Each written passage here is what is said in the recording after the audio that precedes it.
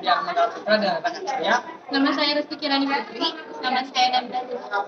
Nama saya Lipat Nurajita. Di sini kami akan menyampaikan materi tentang keberagaman budaya di Kalimantan Barat. And stay tuned.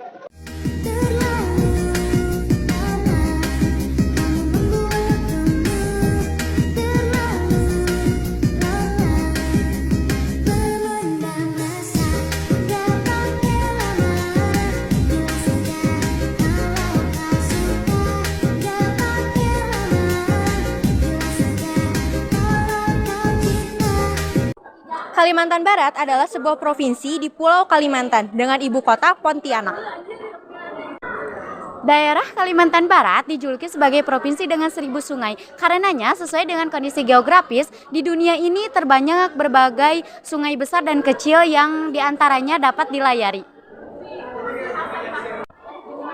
Walaupun prasarana jalan darat telah menjangkau beberapa kecamatan, namun sebagian sungai besar saat ini masih menjadi jalan utama untuk angkutan pedalaman. Oke, wilayah Kalimantan Barat berbatasan dengan negara Malaysia dan daerah laut berbatasan dengan Kepulauan Riau. Juga, Kalimantan Barat memiliki pulau yang besar maupun kecil yang tersebar di daerah Karimata dan Kepulauan Natuna. Kalimantan Barat resmi menjadi salah satu provinsi di Pulau Kalimantan pada tanggal 1 Januari 1957. Dinyatakan juga pada Undang-Undang Nomor 25 Tahun 1956. Pada undang-undang tersebut juga dinyatakan selain Kalimantan Barat berdiri pula Kalimantan Timur dan Kalimantan Selatan.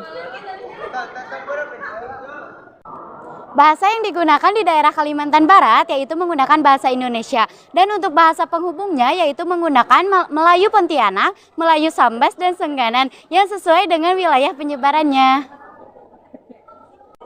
Next ada kerajinan. Masyarakat Kalimantan Barat sangat ahli membuat kerajinan tangan.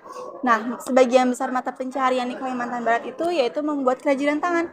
Kerajinan tangan yang dibuat oleh warga yaitu salah satunya ada tikar lampit yang terbuat dari rotan dan juga ada anyaman yang terbuat dari bambu. Nah, bisa menghasilkan sebuah tas dan keranjang. Pakaian adat khas Kalimantan Barat yang pertama yaitu ada King Baba. King artinya pakaian dan Baba artinya laki-laki. Jadi King Baba itu adalah pakaian adat khas Kalimantan Barat yang dipakai oleh laki-laki yang berasal dari suku Dayak. Kemudian bahannya terbuat dari kulit kayu yang sudah dipipikan dan diberi nama King Baba. Juga jenis tanaman yang untuk diambil kulitnya yaitu bernama ampuro atau kayu kapuo. King Bibinge adalah pakaian yang diperuntukkan untuk perempuan yang bahannya sama seperti King Baba. Hanya King Bibinge ini ada sebuah perlengkapan yang dipakai untuk menutupi bagian dada dengan menggunakan kain bawahan serta stogen. Untuk pakaian adat perempuan Dayak ini juga akan memakai aksesoris berupa gelang dan kalung. Nah, yang ketiga ada buung kureng, adalah nama lainnya yaitu baju kurung yang juga dipakai suku Melayu dari provinsi lain Indonesia, Malaysia, dan Brunei. Nah, buung kureng juga bisa menggunakan lengan panjang ataupun lengan pendek. Selanjutnya ada teluk belanga. Teluk belanga adalah pakaian Melayu yang biasanya digunakan oleh laki-laki. Baju ini biasanya digunakan pada acara-acara formal seperti pesta pernikahan dan upacara adat. Lalu baju ini terdiri dari pakaian dalam yang berwarna kuning keemasan dan berbahan satin. Yang kelima ada King Kabo. King Kabo adalah pakaian adat khas dari suku Dayak yang tak bisa dikatakan telah mengalami pengembangan dan telah dimodifikasi. King Kabo adalah pakaian yang telah dimodifikasi dari pakaian King Kaba. Next ada makanan khas Kalimantan Barat yaitu adalah coipan. Coipan adalah salah satu makanan khas Tionghoa yang berasal dari kota Singkawang. Nama coipan tejia diambil dari keluarga tejia yang melopori makanan ini di kota Singkawang. Nah, teman-teman bisa menyikapinya dengan bumbu bawang dan ebi agar rasanya itu terlihat nikmat dan enak. Rumah adat Radakeng adalah rumah adat khas suku Dayak terbesar di Indonesia karena memiliki panjang 138 meter kemudian lebarnya 30 meter dan tinggi setinggi 7 meter. Kemudian di ruang utamanya rumah adat ini dapat menampung sebanyak 600 orang. Rumah adat ini terletak di Komplek Perkampungan Budaya Jalan Sultan Syahrir, Kota Baru Pontianak, Kalimantan Barat. Kemudian rumah adat ini juga menjadi ikon kota Pontianak yang diresmikan oleh Gubernur Kalimantan Barat pada acara Cornelis pada 2013. Rumah adat ini memiliki pondasi rumah atau kolong rumah yang sangat tinggi yang berfungsi untuk melindungi dari hewan buas dan dari musuh. Kemudian halaman rumah adat ini juga biasa dipakai untuk acara ritual. Selanjutnya ada lagu-lagu daerah dari Kalimantan Barat. Yang pertama ada lagu Sungai Kapuas. Lagu ini menceritakan tentang keindahan Sungai Kapuas. Yang kedua ada lagu Cik Cik Priuk. Lagu ini menceritakan tentang sindiran warga Kota Sambas terhadap warga luar yang datang ke Kota Sambas. Selanjutnya ada lagu Kota Pontianak. Lagu ini menceritakan tentang keindahan Kota Pontianak yang merupakan ibu kota dari Kalimantan Barat.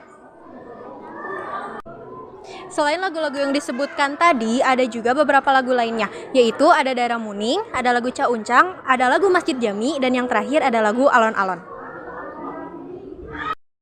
Tari Monong adalah tari penyembuhan dan memiliki fungsi sebagai penolak atau penyembuh serta penangkal penyakit agar dapat sembuh kembali. Selanjutnya ada senjata dan perkakas. Yang pertama ada mandau. Mandau ini biasanya digunakan oleh para raja dan para ketua suku. Ada beberapa fakta unik mengenai mandau. Yang pertama, senjata ini syarat akan magis karena biasanya hadir di beberapa ritual. Lalu yang kedua, pembuatan mandau ini cukup sulit karena para pengrajin harus melalui beberapa tahapan ritual. Dan yang terakhir, mandau itu terbagi menjadi beberapa bagian, yaitu pertama ada kumpang atau sarung, lalu ada gagang, bilah, ambang, rotan, dan totem. Sipet atau sumpit adalah senjata tradisional suku Dayak yang berbeda dengan senjata lainnya. Senjata ini digunakan dengan cara ditiup. Terbuat dari selongsong sumpit terbuat dari kayu dengan panjang 1,5 hingga 2,25 meter. Lalu anak panah sipet dibuat dengan bambu yang tipis, ringan, diraut dengan tajam. Juga ditubuhi dengan racun. Anak panah dimasukkan ke dalam selongsong. Lalu sipet ditiup dengan anak panah dan melesat ke tubuh walaupun mangsa saat berburu. Ujung pisau pada selongsong sumpit berfungsi untuk menikam lawan dan pertarungan jarak dekat.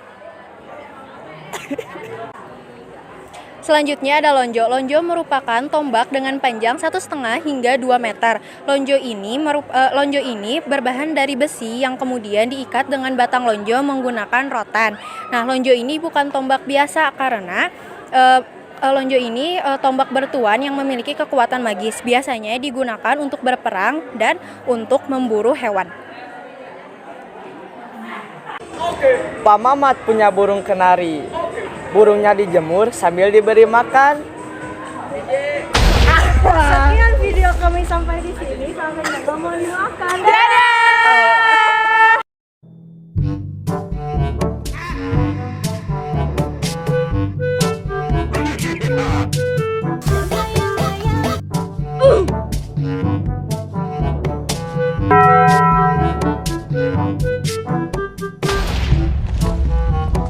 Halo guys, David sini.